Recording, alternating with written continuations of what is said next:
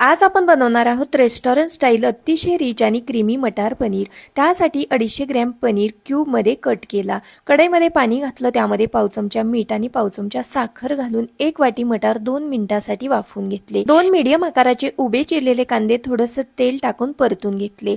त्यामध्येच लसूण, आलं, काजू, टोमॅटो थोडंसं मीठ घालून 2 मिनिटांसाठी वाफवून घेतले।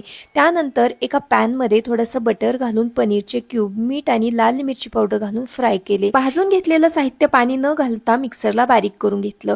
कढईमध्ये फोडणी करता तेल घातलं, त्यामध्ये बनवून घेतलेलं वाटण परतून घेतलं। त्यामध्येच धना पावडर, हळद पावडर, लाल मिरची पावडर, त्याचबरोबर गरम मसाला घातला। पाणी घालून मसाले परतून घेतले।